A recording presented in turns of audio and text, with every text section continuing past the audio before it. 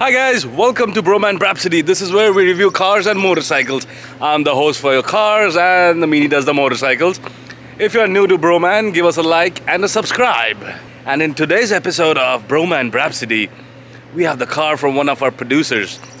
It's the 2020 Land Rover Range Rover Velar P380R Dynamic.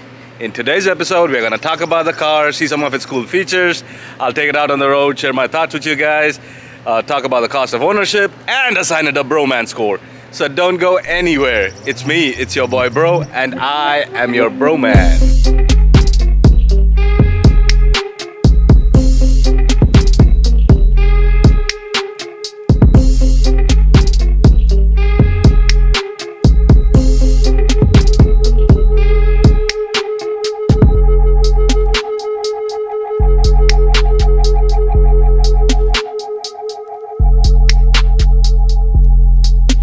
So we're here in beautiful Cary, North Carolina, and this right behind me is Fusion 9. It's one of the newest, hottest restaurants in the Triangle, in the Research Triangle Park. Good food, good ambiance, good liquor. Come check him out. I'll put the link in the video description below. Today we have a 2020 Land Rover Range Rover Velar P380R Dynamic. That's a mouthful. So Land Rover is the company that makes these cars. Range Rover is their series of cars. The P380 stands for the horsepower, and the R Dynamic is the package. Now Land Rover has been around since 1948 or so. They are a British car maker, and they've been making Range Rovers since the 70s. And most of these Land Rover vehicles are very capable off-road vehicles. Lately, over the last decade or a couple of decades, they've been making these ultra luxury SUVs, but they are super off-road capable. Let's go ahead and take a look at some of the features of the Velar P380R Dynamic. So let's start off from the front of the car. You have the traditional Range Rover grille, and the front end looks gorgeous, and it's got parking sensors all around it. It also has LED lights, LED DRLs, and the turn signals all integrated together. And if you look closer, it's got these little copper accents down here. That's part of the R Dynamic package. And the bumper itself is the sport bumper, so that's again part of the R Dynamic package. If you look at the top of the hood, it has this little copper accent here again.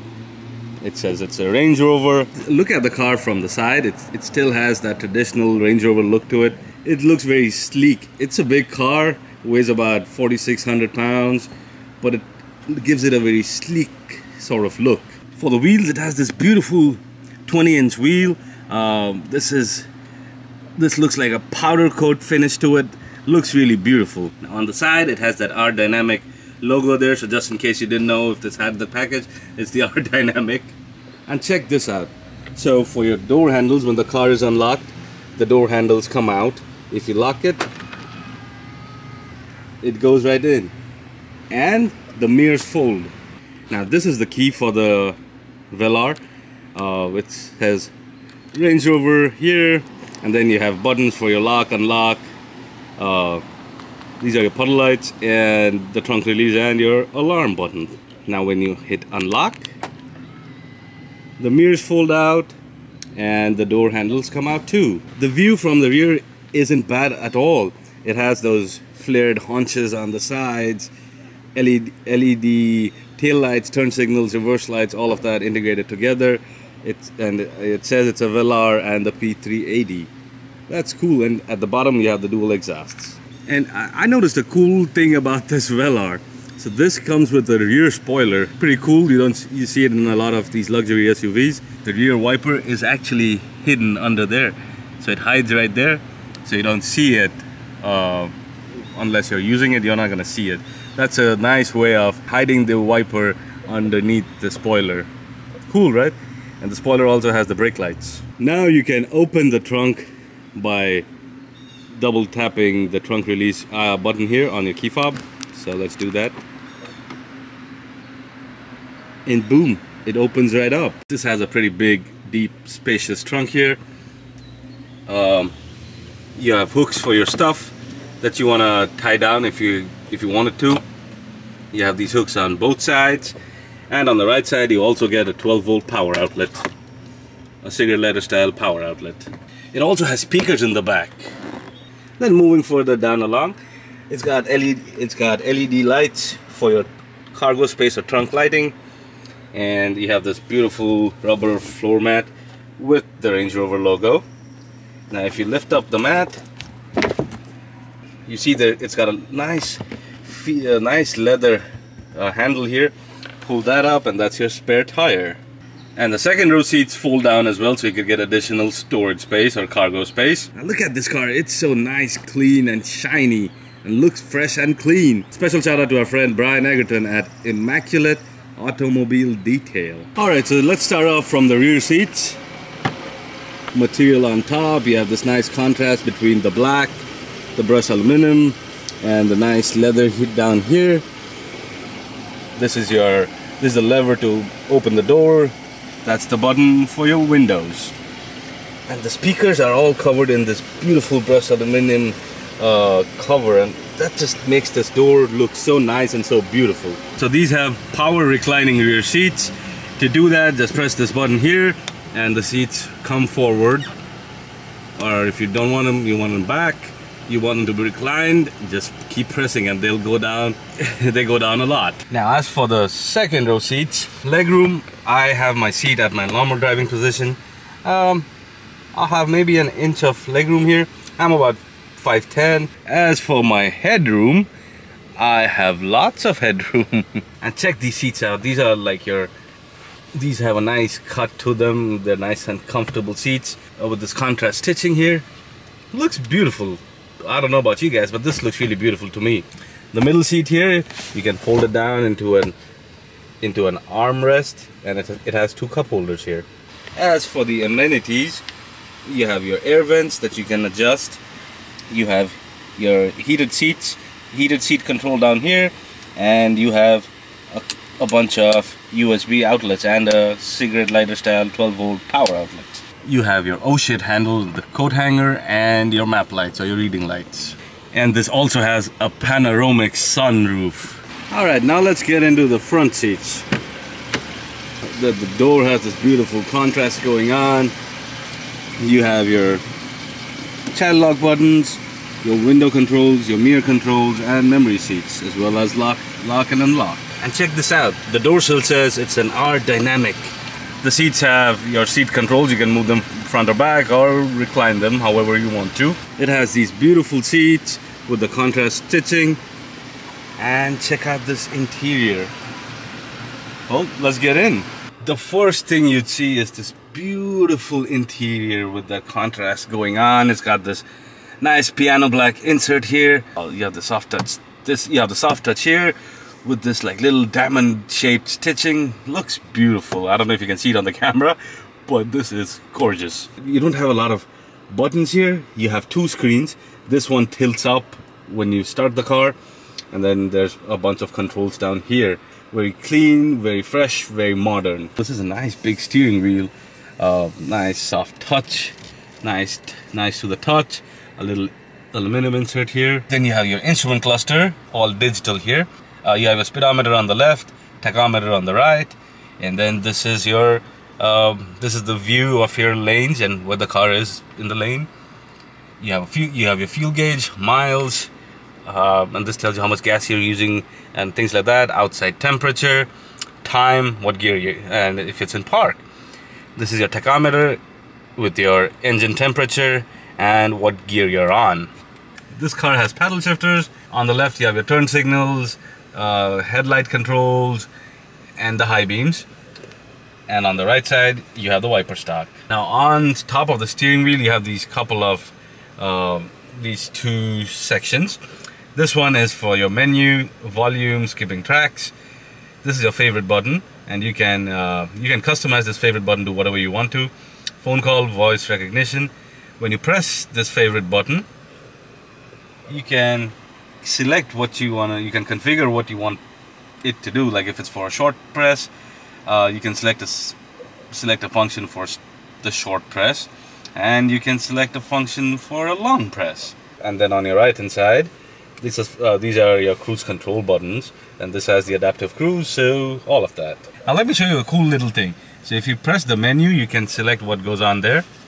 So if you select menu, that button there changes to OK. That looks cool. That switches the display. It goes from menu to OK. And you can select a bunch of options from here. For your display option, you can select, do you want a full screen map or whatever. I really love the full screen map. Like once you select OK, the whole dash changes and you get the full screen map. That is so cool. To go back, uncheck the full screen map, and that'll go away. And you have a bunch of other display options that you can play with. And in addition to display, you have some more options here. So you have display, you have vehicle settings, vehicle info, media, driver assistant, all of your nanny features, the collision avoidance, lane departure warning, blind spot, etc. And then you have your trip meters, and you're back to display. So let's move on to the center console area. So let's start off with the screen on. Let's start off from the top. You have the two air vents, your hazards button, and then this is the cool little one. So this will show you all the features that you have. You have valet mode, cameras, apps, eco mode data, Apple CarPlay, auto, Android Auto, and all of that. This is touch screen, so you can swipe through these options. These are your shortcuts. And if you wanted more details, I mean, there's a home button here. So press that, it gets you to this screen. There's a settings. You can adjust the screen angle for this one. So if you wanted it to go inside, you can do that, and see, now it's gone in. Now if you want it to come outside, well, just tap the plus sign and it'll keep tilting. I think this goes all the way up to, like, this is what, about 75 degrees or very close to 90. You can play along with that. You can select your theme, your brightness, your settings, your quick settings for audio, home, and all of that. And you can go to all of your settings from here and select whatever you want from here. And this is cool, like when you're here, it's kind of the screen is split into two.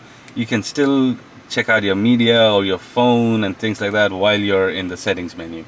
Then you have your navigation, you can connect a phone, then you have your media controls, your Bluetooth, you have your camera, the rear facing camera. You can operate that whenever. These are your parking sensors, and then you have your off-road, that off-road screen. So this is a Range Rover after all, so this is supposed to go off-road and do awesome off-roady stuff. So you can launch, you can do a low traction launch, or you have other off-road information here. Click on that, and you go through that, and it'll tell you, like, these are the different modes that this car has and what you have selected, and it'll give you a little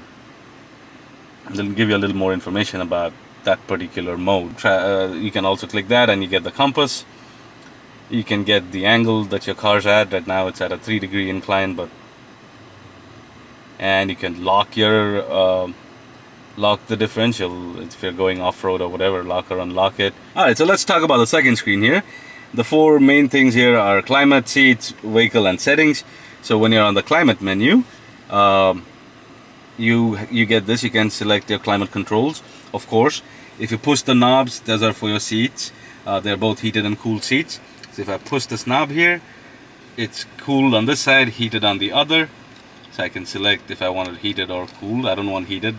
It's a hot day today. Same for this side. This is for your passenger seat. If you press it, it'll go into heated or cooled for your passenger seat. Then you can select the airflow. And this is not like you have buttons to select the airflow. You can touch and say where you want the airflow. You want it to the top? Do you want it to your body, to your legs, or all three? To the bottom, you can select your AC on if you want the air to circulate inside, your fan speed, and the rear defroster. This is your volume button.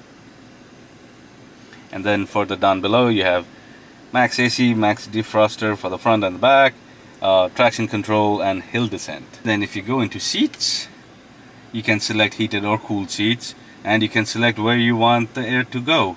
If you want the air, all of the air to go to your butt, you can select that. If you want some on your back as well, click it and it'll go there as well. Then let's go into vehicle stuff. So these are the different vehicle modes. You can lift or lower the car.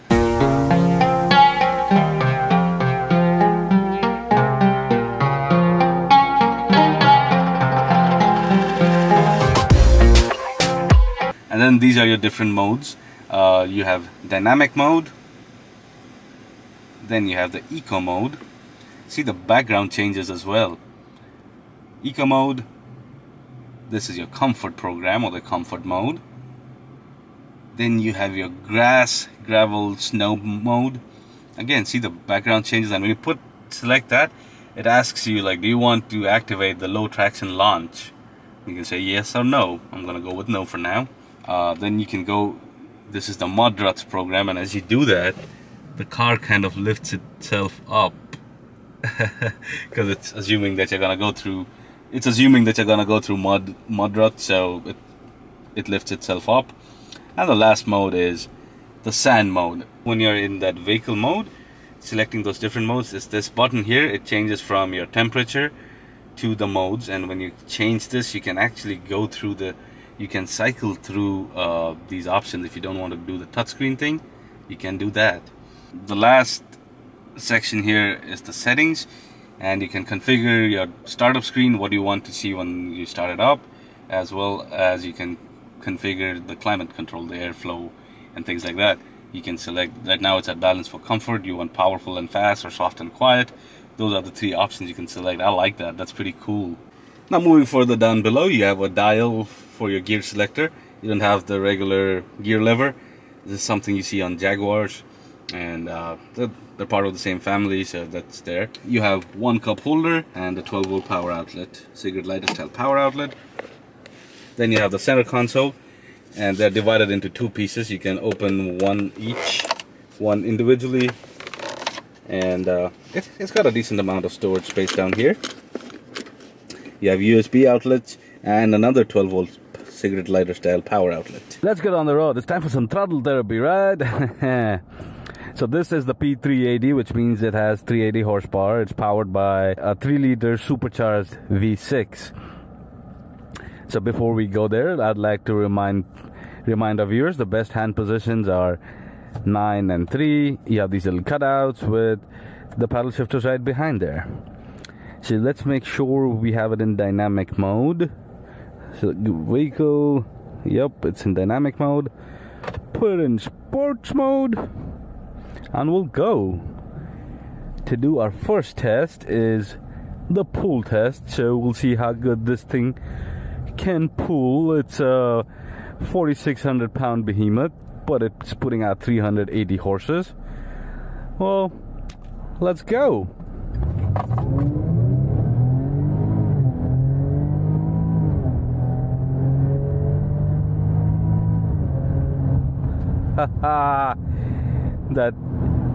that supercharged 3-liter V6, man, it makes a nice sound.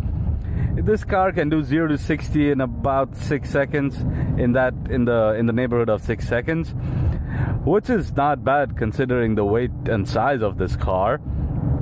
I love the engine sound when you're pushing it. It's not the fastest, it's not the slowest either. It's fun. I mean, it makes a fun sound, and it makes you think you're going faster than you are, but it gets there quite quick. It's not too long ago that a car that could do 0 to 60 in 5 seconds or 6 seconds was considered quick. So that's the world we live in. It's got some kick to it.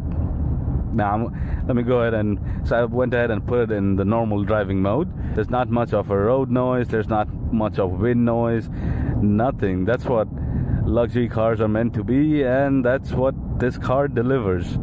It's nice, quiet, luxurious. This suspension is really awesome. Like it goes over these bumps and you feel nothing. Now, not everything about this car is awesome. Yeah, it looks nice, it feels luxurious, the suspension is great, it's very roomy inside. When you get a family SUV, you want something to tow it. Well, that's the bad news. This can only tow about 1,600 pounds, which is nothing for a SUV. That's a big drawback, I'd say, of this car. Now, would this car be a good daily driver? Yeah, I think so. I mean, it's nice and spacious and comfortable. So, yeah, this could be great for your daily commuting and stuff. Would it be a good family car? Absolutely. Like, if you have 5 folks, as long as you're not towing something, this is perfect. The suspension, man, I love the ride quality and the suspension of this car. The speakers, they are really good.